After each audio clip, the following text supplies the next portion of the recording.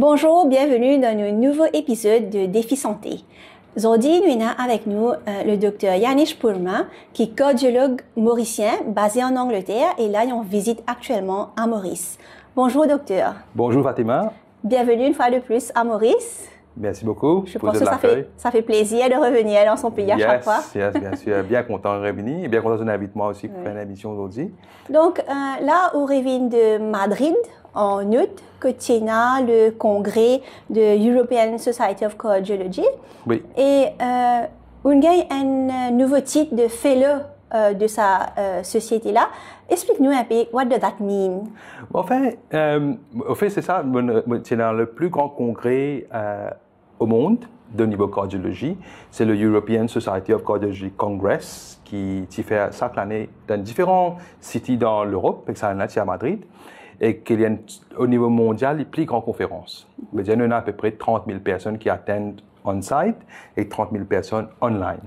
Il y a plus de 60 000 personnes. Mais moi, avec beaucoup d'humilité, qui me gagne cet award-là, cette année-là.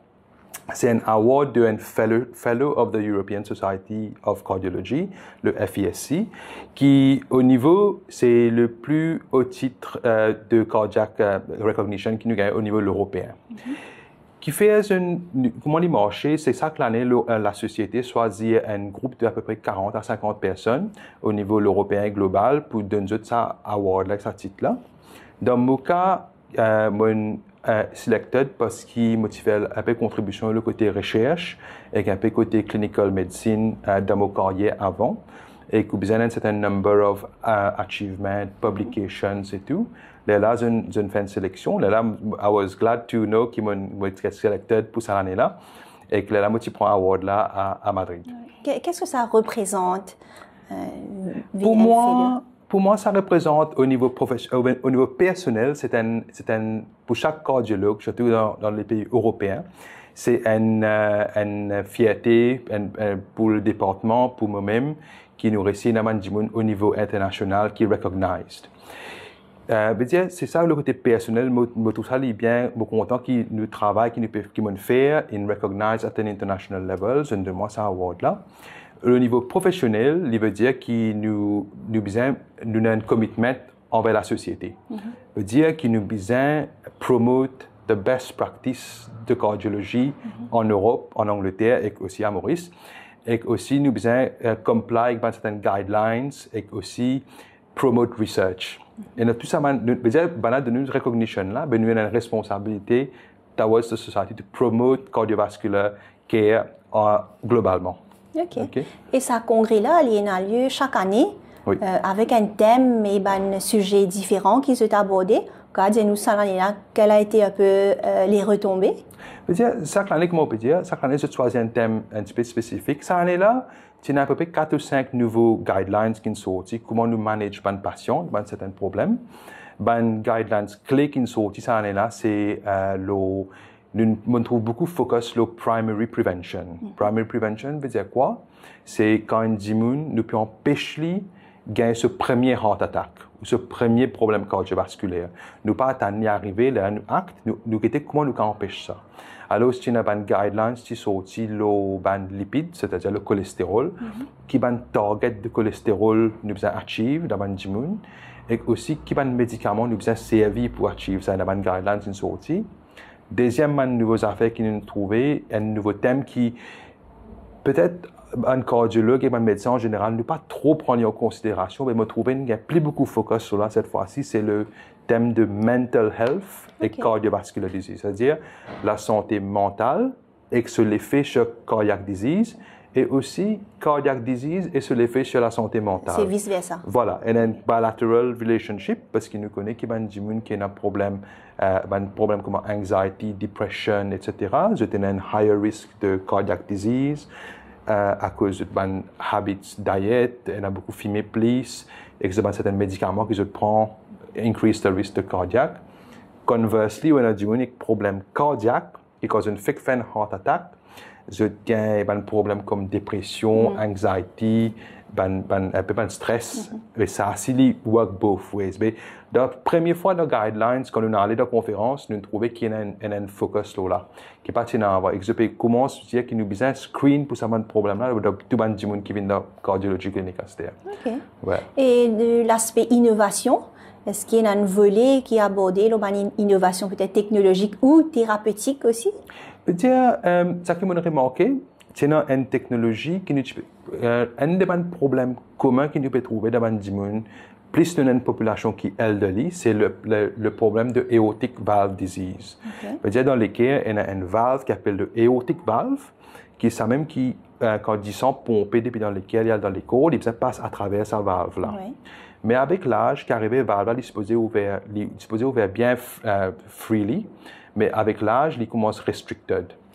Mais en termes généraux, des façons dont tu peux remplacer la valve-là, soit nous faisons une open heart surgery, ou soit nous remplaçons la valve-là à travers une procédure qui s'appelle une TAVI procedure. Quand nous passons la valve-là à travers du sur la jambe, passe-les, là, mettre une nouvelle valve-là pour une procédure sans coupe chest.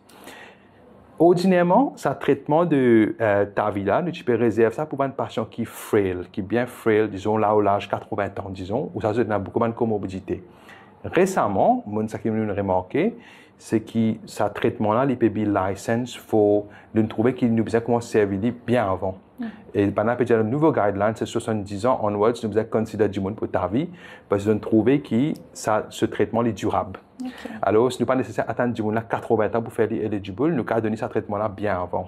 Mais ça, il y a un shift dans les guidelines parce que tout étant donné une borderline case à 70 ans, à 80 ans qui nous fait, c'est un an pour nous faire l'autre. Est-ce qu'il améliore la qualité de vie du patient plutôt? Améliore la qualité de vie et aussi, du monde n'a pas besoin de faire une major open heart, il a fait une opération quand je remplace la valve à travers la jambe, passe valve là, met une nouvelle valve et que ordinairement, il a la case après un jour, des jours comme ça. Okay, ouais, c'est pas une nouvelle affaire que nous pouvons faire là-bas. Intéressant. Et vous, docteur, vous pratiquez en Angleterre, mais ou régulièrement à Maurice plusieurs fois l'année. Est-ce qu'il y a une observation, quelle est la situation de la santé cardiaque ici à Maurice? La santé cardiaque à Maurice, ça coûte mon vie de Maurice plusieurs fois over the years. Ça qui m'a remarqué, et beaucoup de gens ont phone call qui m'ont gagné depuis Maurice, c'est l'âge de cardiac problems peut être moins. Et ça, observation-là, ce n'est pas juste moi qui le fais, c'est le rapport de Cardiac Society à Maurice qui published recently, que je dis qu'en 2012, the average age d'un patient qui a un heart attack est 72 ans. En 2024, ou 2023, around, quand tu peux plus ce rapport-là, il est 60 ans. Mais dire, nous ne pouvons pas considérer heart disease and disease of the elderly, c'est-à-dire des affaires qui affectent les gens plus âgés. Les gens affectés les gens bien jeunes. Moi-même, en Angleterre, je trouve les. Mais à Maurice, je trouve que proportion de jeunes qui ont des heart problems, les plus qu'en Angleterre, d'après mon expérience. Okay. Et nous, à Maurice, qui est un facteur de risque, surtout les Mauriciens, génétiquement aussi, qui nous a une prédisposition? Peut-être, ça c'est un affaire bien important parce que quand on cause cardiac disease, nous causons en termes de risk factors, et des risk factors qui sont modifiable, c'est-à-dire des affaires qui dans la personne se contrôle, et des affaires qui sont non modifiable. Non modifiable, c'est ça même la génétique, c'est one of them. Oui. Alors, nous connaissons qu'il y a des gens qui sont of South Asian origin, des gens qui sont dans l'Asie, Indiens, Pakistanais, Bangladeshis, ce groupe-là, le risque de heart disease génétiquement est higher. À ce stade, où on a ça non modifiable là, à Maurice, nous connaissons qu'il y a des affaires qui ne peuvent pas changer. Par exemple, plus de gens viennent vieillir, plus le risque de heart disease augmente. Mais on ne peut pas contrôler l'âge ou juste âgé. Nous connaissons qu'il y a des gens males sont higher risk, veut dire des gens higher risk. Et aussi, si tu as une family history. Par exemple, si un parent ou un dans la famille a un heart attack comme un frère ou une sœur, au risque naturellement est higher. Et ça, il n'y a pas des affaires qui sont capables de contrôler. Par contre, on a des modifiable risk factors, c'est-à-dire des affaires qui dans le monde se contrôlent comme diabète, nous connaissons à Maurice qui à peu près 1 dans 5 personnes, à peu près 20% de la population est diabétique. Et pas juste diabétique, nous avons une proportion qui n'est pas diabétique, mais c'est borderline, comme on dit, borderline diabetes. Pré-diabète. Pré-diabète. Que vous êtes capable de reverse the condition, mais c'est still at elevated risk. Tension à Maurice, le prevalence de tension à Maurice, c'est à peu près 30%. On veut dire 1 dans 3 personnes, cette tension, il faut.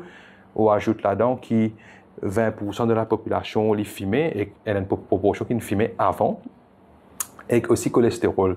Mais quand on ajoute tout ça là, ça c'est un cocktail que nous avons beaucoup de heart disease qui forment de ça. Et ajoute là-dedans, c'est un fait diète, exercice, pas trop gagner de temps fait, pas un stressful lifestyle.